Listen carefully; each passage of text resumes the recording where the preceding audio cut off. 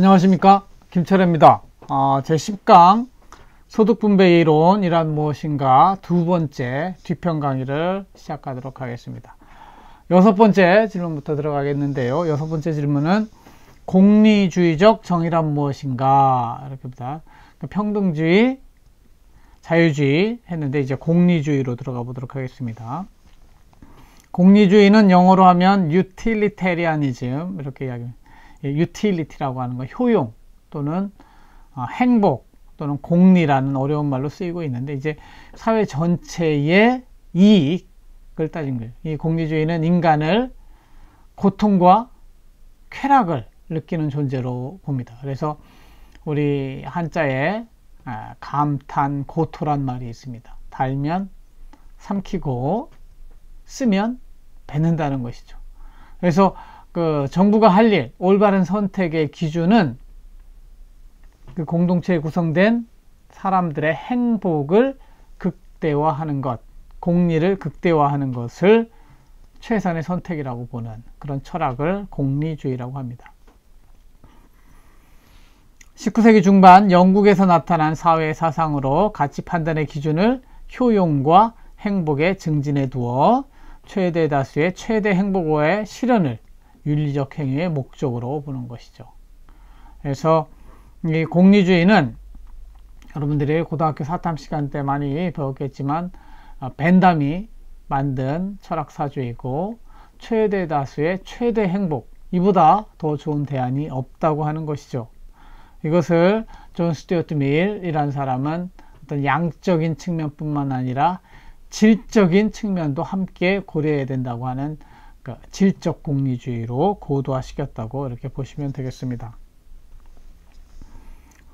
영어로 보면은 Utilitarianism is an ethical and philosophical theory that states the best action is the one that maximizes utility. 그러니까 utility를 최대화하는 것이 가장 best action, 최선의 행동이다, 이렇게 보는 것이 되겠습니다. 제레미 벤담에 의해서 만들어졌다는 이야기가 나오고요. 이러한 공리주의는 말씀드린 것처럼 제레미 벤담에서 양적 공리주의로 시작해서 이 사진에 나오는 인물이 존 스튜어트 밀이 되겠습니다. 존 스튜어트 밀에 이르러서는 질적 공리주의로 이렇게 발전을 합니다. 그래서 Central belief is the greatest happiness principle. Always act such that you promoted the greatest aggregate happiness. 행복의 총합이 최대로 되는 그런 선택을 하라고 이렇게 주장하는 것이 양적 공리주의, 질적 공리주의다 된다. 이것은 이제 양적이냐 질적이냐 이렇게 구분이 되는데, 벤담은 모든 사람이 가지는 느끼는 효용을 똑같다고 봤습니다. 그러나 존 스튜어트 밀에 가면은 사람마다 다를 수 있다는 거죠. 그래서 유명한 표현을 하는데, 이 밑에 보면은 만족한 돼지가 되는 것보다는 불만족한 인간이 되는 것이 좋고, 만족한 바보보다는 불만족한 소크라테스 이미 좋다, 이런 표현을 쓰면서 사람마다의 그 행복에 느끼는 질적 차이가 다를 수 있다는 것이죠. 그래서 양적인 행복만을 강조하는 벤담과는 달리 존 스튜어트 밀은 양심의 내부적인 제재로서 인간의 어떤 행복의 질까지도 함께 고려했다는 측면에서 질적 공리주의라고 한다, 이렇게 합니다. 그래서 공리주의적 정의관은 그 공동체 내의 행복의 총합, 효용의 총합을 극대화시키는 그러한 선택을 하는 것이 올바른 선택이다, 이러한 철학사조를 공리주의라고 한다, 이런 것이죠. 그 다음에 제일 중요한 일곱 번째 질문으로 존 롤스의 정의, 롤스가 쓴 정의론이란 무엇인가 책이 있습니다. 그것에 대해서 한번 살펴보도록 하겠습니다. 이 정의론이 왜 중요하냐면, 지금 현대 복지국가가 가지고 있는 사회안전망 틀, 즉 사회보험제도, 사회복지제도를 형성하는 이론적 기반을 형성한 사람, 만든 사람이 바로 존 롤스입니다. 1921년에 태어나서 2002년에 돌아가신 분인데, 미국의 도덕 철학자가 되겠습니다. 그래서 이 사람이 주장하는 가장 핵심적인 내용은 함께 사는 사람들이 뭔가 함께 사는 데 있어서 소득 분배에 대한 그런 제도, 규칙을 만들어야 되는데 어떤 규칙을 만들 것인가 하는 것이죠. 이때 사용하는 개념이 가정적, 가상적 개념으로서의 무지의 장막 상황이라는 게 있습니다. 사람들이 장막 속에서 저 세상에 나가서 누가 1등을 할지, 누가 꼴등을 할지, 누가 부자가 될지, 누가 가난한 사람이 될지 전혀 모르는 상태에 있다고 가정하자는 겁니다. 그러면 저 세상에 나갔을 때 사회제도를 어떻게 만들 것인가? 내가 저 세상에 가서 1등 할 것 같으면 어떻게 하겠어요? 야, 나눠 갖는 거 없어. 잘하는 놈이 다 가져가야지. 이런 걸 찬성할 거예요. 그러나 지금 무지의 장막 속에서는 내가 저기 가서 가장 꼴등이 될 수도 있고 가장 가난한 자가 될 수도 있어요. 이런 무지의 장막 속에서 사람들은 어떤 생각을 하게 될까요? 내가 꼴등이 되더라도 최소한의 먹고 사는 문제가 해결되는 사회를 만들었으면 좋겠다. 그것이 바로 복지국가죠. 최저 생계비가 보장되는 소셜 세이프티 넷이 있는 사회보험, 우리로 이야기하면 대한민국은 4대 사회보험을 가지고 있습니다. 국민연금보험, 건강보험, 실업보험, 그 다음에 산재보험을 합쳐서 4대 보험이라고 하는데, 이 이야기는 뭐야? 대한민국 국민들이 기본적인 최저 생계를 위한 보장을 하는 나라를 만들자. 이것을 서로 계약으로 만든다. 이게 소셜 컨트랙트, 사회 계약을 맺을 것이다. 이렇게 보는 것이죠. 그래서 이 사회 구성원들은 우리 사회의 사회복지제도, 모든 것을 사회복지제도로 가는 것이 아니고 최저 생계를 보장하는 수준의 사회복지제도에 대해서 찬성할 것이다. 이런 관점이죠. 그러나 이 사람이 이렇게 평등만 강조하는 사람이냐? 아닙니다. 이 사람도 일종의 공리주의자처럼 행복을 강조하는 사람이고 자유를 강조하는 사람입니다. 기본적으로 인간의 행복은 자유를 통해서 달성될 수 있기 때문에 1원칙도 자유의 원칙이라고 합니다. 개인의 자유를 극대화하는 것이 제일 중요한 것이다. 그러나 이것도 먹고 사는 문제가 해결될 때 가능한 것입니다. 그래서 내가 꼴등에 처할 수도 있기 때문에 이 원칙으로 차등의 원칙, 가장 가난한 사람한테는 좀 더 주는 제도, 깔아주는 제도를 만들자. 이런 취지를 담은 것이 차등의 원칙. 그래서 불평등을 정당화할 수 있는, 즉 이야기를 하면 가장 가난한 사람에게 좀 더 많은 것을 주자는 것이죠. 부자한테는 줄 필요 없어요. 가난한 자들에게 더 이게 나눠주는 평등한 나라를 만드는 그러한 사회 시스템을 만들어 가자는 것이죠. 그래서 모든 사람의 처지를 낮게 해줄 수 있는 대안이 없다면 평등한 분배, 이게 왜냐면 균등한 분배를 기본적으로 가져가는 것이 옳다고 보는 것이죠. 그래서 1원칙과 2원칙을 통합하게 되면 maximum principle, 즉 최소 극대화 원리가 나옵니다. 그래서 가난한 자들에게 먼저 평등한 분배를 하고 그 위에는 자유롭게 경쟁을 해서, 그렇죠? 자유를 통해서 자기가 능력만큼, 노력한 만큼 가져가는 사회를 만들자는 것이죠. 그래서 이 밑바닥 층을 위해서는 사회 안전망으로서 사회보험, 사회복지 정책을 실시하자. 이런 주장이 존 롤스의 정의론의 내용이 되겠습니다. 영어로 된 책의 이름은 Theory of Justice 이렇게 되어 있습니다. 그래서 인간들이 맺는 사회계약, 소셜 컨트랙이 어떻게 만들어지는가 해가지고 이 존 롤스가 생각하는 인간은 여기도 나오지만 rational and self-interested people입니다. 합리적이고 이기적인 인간을 상정할 때, 그쵸? 불확실한 상황, 무지의 장막 속에서는 기본적으로 내가 꼴등이 될 수도 있기 때문에 기본적으로 사회 안전망을 깔아주는 그러한 소셜 컨트랙을 하게 될 것이다.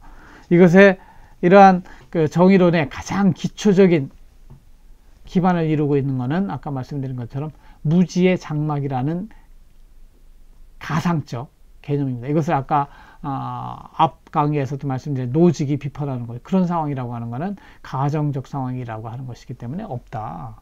그렇죠? 사람은 그런 선택을 하지 않는다고 봤는데 존 롤스는 인간이 가지고 있는 불안감, 불확실성에 대한 그런 불안감이 있기 때문에 그 불안감이 있는 상태에서는 오히려 이러한 맥시멈 프린시플이 적용되는 가난한 자를 위한 사회복지제도를 까는 것이 합당한 그런 사회계약을 맺을 거라고 강조한 것이죠. 그래서 각 사회는 사실상 존 롤스가 이야기하는 이런 것들을 받아들인 그런 측면이 있습니다. 그래서 영어로 보면은 distributive justice, 존 롤스가 이야기하는 distribute, 분배 정의라고 하는 것은 첫 번째 원칙은 자유의 원칙, 행복은 자유를 통해서 달성한다.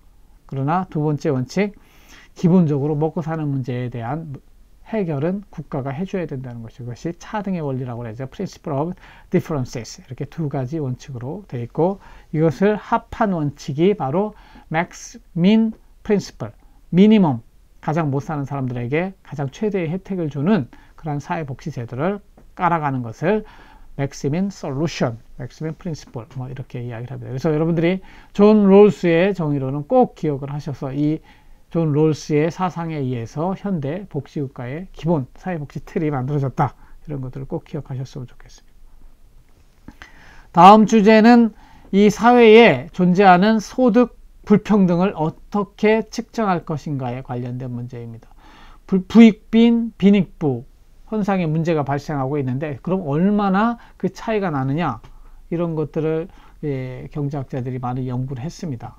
효율성뿐만 아니라 공평성 관점에서. 이것을 대표적으로 연구한 사람이 로렌츠로부터 지니 계수를 만들고, 또한 애킨슨, 10분 입에서 이런 것들이 나오는데 하나하나 살펴보도록 하겠습니다. 그래서 맨 처음에 그 소득 불평등을 측정하기 위해서 이 사람은 지수, 숫자로 만들어낸 게 아니고 그래프를 만들어낸 사람이 바로 로렌츠가 되겠습니다. 그래서 로렌츠라는 사람은 이 사회에 존재하는 100명이 있다 그러면 사람을 X축에 쭉 세우고 그 사람이 가지고 있는 소득을 Y축에 쭉 세우면 요 사각형이 만들어지는데, 요 사각형 속에 대각선은 모든 사람이 n분의 1 균등하게 부를 나눠 가지고 있는 완전 균등한 분배 선이 되겠습니다. 요 선과 마지막 요 니은 자를 거꾸로 놓은 요 B자부터 C자로 이어지는 요 삼각형의 모양이 되면, 이때는 무슨 얘기냐면 이 사회에 있는 모든 부와 재산을 한 사람이 다 가지고 있고 나머지 99명은 갖지 않은 상태를 말하고 가장 불평등한 상태가 되겠죠. 그래서 이 부분을 그림으로 따져서 이 노랗게 그려지는 빨간 선이 볼록하게 많이 나오면 나올수록 어떻게 돼요? 불평등한 사회다. 이렇게 얘기해요. 만약에 이게 볼록한 게 쭉 들어가서 직선이 되면 평등한 사회, 이 볼록한 게 쭉 튀어나와서 이 B까지 가게 되면 완전 불평등한 사회가 된다. 이렇게 로렌츠 극선을 그려봐서 그 사회가 얼마나 평등한지 불평등한지 알 수 있다. 이런 개념을 제시한 것이 로렌츠 곡선이 되겠습니다. 물론 이 로렌츠 곡선은 두 사회가 겹칠 수도 있기 때문에 정확한 비교는 쉽진 않죠. 그래서 이러한 것을 수치화시킨 사람이 그 지수가 지니 계수가 되겠습니다. 지니 계수라고 하는 것은 요 면적을 고등학교 때 배운 어떤 적분식에 의해서 요 면적을 구해낼 수 있거든요. 요 함수가 만들어지면 요 A의 면적, 노란색으로 칠해진 A의 면적이 커지면 커질수록 불평등한 사회죠. 이 전체 삼각형 면적 중에서. 그래서 A 더하기 B 전체 삼각형 면적 중에서 요 노란색으로 칠해진 불평등의 면적이 얼마나 되느냐를 따져서 지니 계수라고. 이것이 커지면 커질수록 불평등한 사회죠. 즉 제일 커진 게 뭐냐요? 요 A가 B를 다 차지해 B가 제로가 되는 것이죠. 그러면 지니 계수가 1일 때 가장 불평등한 사회. 그리고 만약에 요 A가 줄어들어서 이 직선하고 일치해지는, 그러면 A가 제로가 되죠. 분모 분자에 있는 A가 0이 되면 지니 계수도 0. 그래서 지니 계수가 가장 평등한 사회에서는 0, 가장 불평등한 나라에서는 1이 되는, 그러면 0과 1 사이의 계수값을 갖게 됩니다. 우리나라의 지니 계수는 지난 10년간을 보면 2006년부터 좀 이렇게 커지면 불평등해지는 겁니다. 나빠지다가 2015년까지 다시 좋아지다가 2016년에 다시 불평등도가 심화된 걸로 이렇게 그려질 수 있습니다. 국제 비교를 해보면 이쪽에 칠레나 멕시코, 미국 이런 나라들이 불평등한 나라, 지니 계수가 높은 나라가 되겠고요. 우리나라는 한 0.3 정도 되는 그런 수치를 보이겠습니다. 우리보다 훨씬 낮은 0.2점대를 가지고 있는 나라들은 아이슬란드, 노르웨이, 덴마크, 슬로베니아 또는 핀란드 이런 나라들이 북부 유럽 국가들이 되겠습니다. 이렇게 지니 계수를 측정할 수도 있고, 이거를 이제 5개 단위 또 10개 단위로 구분하는 그 단위가 있는 소득 분위 배율이라고 합니다. 가장 잘 사는 사람을 5분이라고 하고 못 사는 사람을 1분이라고 했을 때 가장 잘 사는 사람들은 못 사는 사람들에 대해서 몇 배를 더 잘 사는가 이런 것이죠. 그리고 10분이라고 하는 거는 가장 잘 사는 사람 10번째 분위에 있는 사람이 가장 못 사는 사람 1분위에 있는 사람의 몇 배를 더 잘 사는가 이렇게 따져보는 것이죠. 그래서 가장 못 사는 사람을 분모에 넣고 가장 잘 사는 사람은 분자를 넣었을 때 얼마나 몇 배 더 잘 사느냐 이것을 보는 것이 소득 분위 배율이라고 합니다. 이걸 기준으로 볼 때 10분위로 따지면 가장 못 사는 하위층에 비해서 잘 사는 사람들은 여기는 덴마크 같은 나라는 2.7배 밖에 더 못 살아요. 그러나 우리나라는 4.7배 5배 정도 더 잘 사는 거죠. 터키 같이 불평등한 나라는 6.5배 이런 차이가 난다는 것이죠. 그래서 이것도 숫자가 크면 클수록 불평등한 나라임을 알 수가 있습니다. 그 다음에 소득 불평등도를 측정하는 애킨슨 지수라고 하는 것이 있는데 이것은 다소 개념이 좀 어렵기 때문에 여러분이 좀 관심 있는 사람들은 알되 뭐 그렇게 좀 깊이 들어가지 않은 사람들은 좀 몰라도 되는 개념이라고 볼 수도 있다. 그러나 되도록이면 아시는 게 좋을 것 같은데 불평등도를 측정하는 거에 있어서 애킨슨이라는 사람이 어떻게 이야기하면 사람들 사이에 요만큼만 평등하게 나눠 가졌으면 좋겠는데 하는 바람이 있죠. 그거를 평균 대등 분배소득이라고 합니다. 그 이퀴벌런트라고 하는 그것이 작으면 작을수록 불평등한 국가이고 그것이 커지면 커질수록 평등한 국가라고 이렇게 개념을 잡았습니다. 그래서 여기서 나오는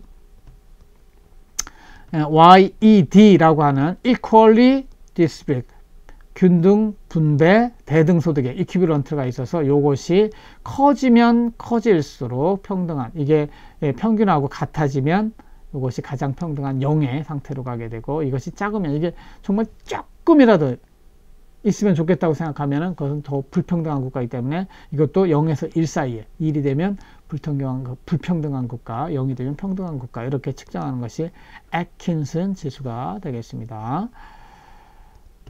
그 다음에 또 생각해야 될 것이 우리들의 그 소득 불평등의 원인은 무엇일까 이것도 한번 고민을 해봐야 되는데 잘 사는 사람은 왜 잘 살고 가난한 사람은 왜 가난할까. 물론 아빠 엄마가 부자여서 부자인 경우도 있지만 어떤 사람은 엄마 아빠가 가난한데도 부자가 되는 경우도 있거든요. 이런 것들 인간이 왜 소득이 불평등할까 이것에 대해서 가장 기초적인 논의를 한 사람은 물론 한국에도 따로 있겠지만 서양에서는 장자크 루소라는 사람, 이 사진에 나오는 사람이 Discourse on the Origin of Inequality, 이제 불평등의 기원에 대한 책을 썼습니다. 물론 이제 경제적 뿐만 아니라 다른 불평등한 것까지 생각했는데 재밌는 거는 이 좋은 논문이 처음에는 낙선되었던 논문인데 다음에 이제 출간을 했는데 굉장히 많이 팔린 책이 되겠습니다. 그래서 이 책에서 이 자연 상태, 인간은 혼자 살 때는 이제 순응하며 평등하게 살았는데, 자기 만족하며 살았는데, 함께 공동 생활을 하면서 사유재산이라는 게 생기고, 그러면서 권력의 차이도 생기고, 그래서 불평등이 심해졌다는 것이죠. 그래서 국가라고 하는 거는 인간이 본래 가지고 있는, 그러니까 루소가 하는 말이, 항상 하는 말이 자연으로 돌아가라고 하는 거예요. 자연의 본성, 착한 마음으로 돌아가서 서로 좀 착한 마음을 가지고 분배하는 그런 사회로 되돌아갈 것을 주장하는데, 이런 다양한 원인들을 그렇게 분석하고 있습니다. 그래서 경제적으로 따지면 능력 때문에 소득 불평등이 일어나는 경우도 있고요. 교육과 훈련 때문에, 그리고 부모님의 자산 때문에, 어떤 그 대기업과 중소기업 사이에서는 마켓 파워, 시장 지배력 때문에 차이가 나고요. 어떤 사람은 로또가 돼서 또는 아파트 엄청난 당첨이 돼서 하는 건 럭이라고 할 수 있죠. 행운에 따라서. 기본적으로 이 사회가 정의롭게 진행이 되려면 능력에 따라서, 이 메뉴에 있는 ability, 능력과 노력에 따라 소득 차이가 나야 되는데, 다른 요인에 따라서 이렇게 나게 되면 사람들이 이 마음의 상심이 크게 되죠. 그래서 가능한 한 합법적인 불평등은 있을 수 있어야 되겠지만, 불합리한 불평등은 해소되는 그런 부분들이 필요하죠. 그래서 부익부, 빈익분의 문제를 해결하기 위해서 결국은 또 정부가 나설 필요가 있는 것이죠. 그래서 부익부, 빈익분의 문제, 이 소득 불평등의 문제도 또 하나의 시장 실패라고 볼 수가 있는 것이죠. 시장이 실패하면 누가 필요해요? 그것을 치유할 수 있는 치유자가 필요합니다. 근데 이런 치유의 역할을 꼭 정부가 하는 것만은 아니거든요. 서구 사회를 보면은 빌 게이츠나 워렌 버핏 같은 사람들은 자기가 번 돈을 가지고 큰 복지재단을 만들어서 정부 필요 없이 내가 사회의 복지, 사회 환원을 하고 있거든요. 이런 사람들을 noblesse oblige 그러죠. 그래서 부자들의 책임 의식을 가지고 우리나라에도 경주 최씨 그러면 경주 최씨의 기본적인 그 부자 유언이 뭐냐면 가온이 우리 집에서 백리 안에 있는 사람들은 굶어 죽는 사람이 없게 만들어라 이런 유언을 내렸다는 이야기가 있습니다. 그런 것처럼 부자들의 책임 자발적으로 이렇게 할 수도 있는 것이죠. 우리 과거에 대동계라든가 향약을 만들어서 그 동네에 가난한 사람들을 돕고 자발적으로 그렇게 될 수도 있는 것이죠. 그래서 이런 것들을 저는 우리 사회가 이쪽으로 많이 발전되길 바랍니다. 공동체를 통해서 사회복지 문제도 해결하는 그런 사회로 가길 바라는데 실제로는 쉽지가 않죠. 그렇기 때문에 결국 쉬운 방법인 어떤 방법을 택해요? 강제력을 지닌 정부를 통해서 부자들에게 강제적으로 세금을 많이 걷어서 이게 누진세죠. 세금을 걷어서 가난한 사람에게 사회복지 정책을 통해서 뿌려주는 그럼을 통해서 그 빈부의 격차를 해소하는 이런 역할을 정부가 한다는 것이죠. 그래서 이런 그 시장 실패, 거시적 시장 실패로서의 소득 불평등의 문제를 해소하기 위해서 정부의 역할이 필요하다. 그래서 정부와 공무원이 필요한 것이다. 이런 이야기로 진행이 되고 이 다음에는 그렇게 정부가 강제력을 동원하는 가운데 정부라고 정말 착하냐? 그렇지 않죠. 정부도 부패하고 나쁜 일을 할 수 있고 실패할 수도 있는 거죠. 그런 것들은 이제 정부 실패로 연결되는데 요 10강에서는 이렇게 이제 소득 분배, distributive justice, 분배의 정의에 대해서 살펴보았고 다음 제11강에 가면은 이러한 소득 분배가 불평등한 것, 즉 이 정부의 역할을 소득 재분배, 여기는 redistribution, 그러니까 소득을 재분배하는 그러한 기능에 대해서 한번 살펴보도록 하겠습니다. 그래서 10강과 11강은 하나로 보셔야 될 것 같고요. 다음 시간에 소득 재분배 정책에 대해서 함께 살펴보도록 하겠습니다. 시간 강의 이렇게 마치겠고요. 들어주시느라고 수고하셨습니다. 열심히 동영상 듣고 수업에도 참여하셔서 공부에 증진이 있길 바랍니다. 마지막 좀 하나한 게 있어서 더 말씀을 드리면 존 롤스가 마지막에 이게 justice에 관련된 정의론에 대해서 한 말이 이겁니다. Justice is the first virtue, virtue라고 하는 건 가치죠. of a social institution, 사회 제도의 넘버 원, 가장 중요한 가치이다. 마치 진리를 탐구하는 사람에게 있어서 truth, 진실 또는 진리가 truth is the of system of thought, 이 생각할 때 가장 중요한 것이 진리인 것처럼 사회 제도를 설계할 때 가장 중요한 것은 이 분배의 정의, justice라고 이야기를 한 거죠. 이런 개념의 기초에서 아까 말씀드린 것처럼 존 롤스는 이 무지의 장막의 상황을 가정할 때 사람들은 어떤 선택을 한다? 가장 가난한 자들에게 기본적인 삶을 영위할 수 있는 사회복지제도 또는 사회 안전망을 구축하는 데 찬성할 것이다. 이것을 소셜 컨트랙으로 만들 것이다. 이렇게 이야기를 한 것이 존 롤스가 되겠죠. 그래서 그 존 롤스의 말을 마지막으로 담아봤습니다. 네, 이제 마치겠습니다. 제 11강에서 만나도록 하겠습니다. 감사합니다. 화이팅!